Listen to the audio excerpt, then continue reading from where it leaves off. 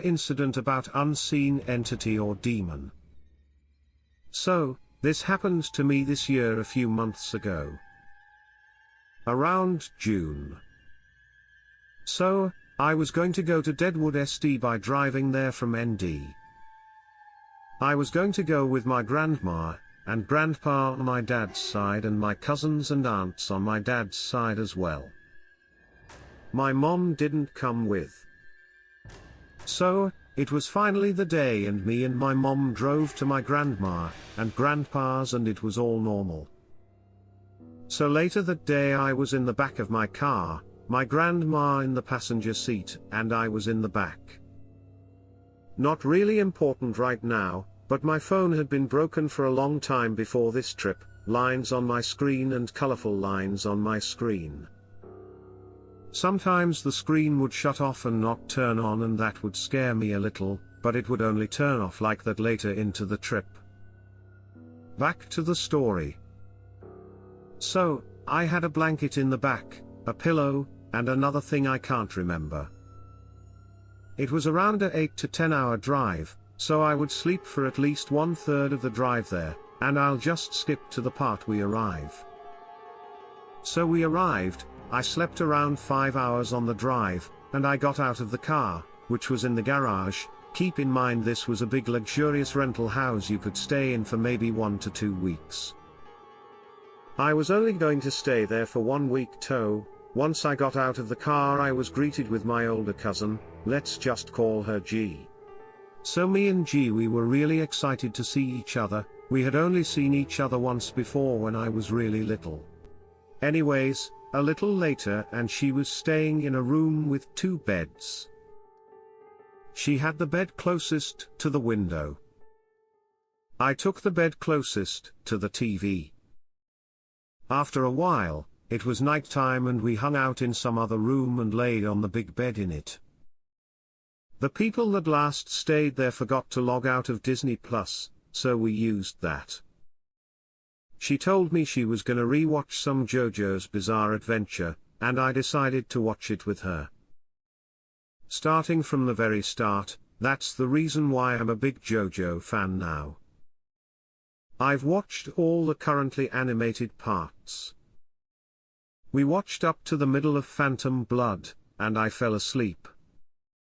All was normal still.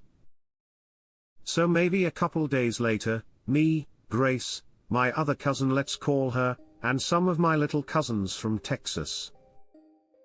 There was a jacuzzi and a small sauna underneath the balcony. Keep in mind it was still around midday. So my cousins and me were crushing rocks and I was sharpening a sharp stick on the concrete. They're kids, don't judge me, okay? And so I had thrown my stick somewhere and I wandered away from my cousins. Keep in mind this rental house was maybe 100 feet away from the next several rental houses, and these were very close to the woods. Like, the actual woods. No sign of humanity 20 feet away from the balcony. I walked around the house, and suddenly it got very quiet. I didn't even hear my cousins. They were fine, I was just on the opposite side of the house. So, there I was, standing in between 2 rental houses, staring into the forest. I don't know what I felt at that moment. I felt like something was calling me to keep walking. It felt like something was out there in those woods. I took a step forward. It felt like it was just me and the agonizing silence, and what was ever out there in those woods. I soon felt a very strong sense of dread and fear. I was frozen. It was the most surreal, tranquil yet terrifying experience of my life. It felt like time was slowed. It felt like me and whatever was out there was the only thing there. I'm not talking about something like a spirit, or a person, I'm talking about cryptid-type presence. It was like an animal, but it felt like whatever was out there was partly human. Safe to say I snapped out of it and slowly walked away from those woods. I didn't go back out that close to the woods the rest of my stay. Later that day, it was just me and G chilling in the jacuzzi. It was night. It was very dark. It was silent.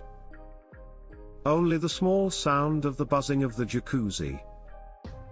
I stared out into the black void of the woods. It was pitch black. I think I was the only one who felt it, but that feeling of dread and fear slightly came back. I brushed it off, and the rest of the time we were out there it was just us and the darkness. I didn't talk about both of the times I felt that presence. That's the end of my story about my trip to the outskirts of Deadwood, South Dakota. I haven't told anyone about this experience. Only you, reading this, know this story.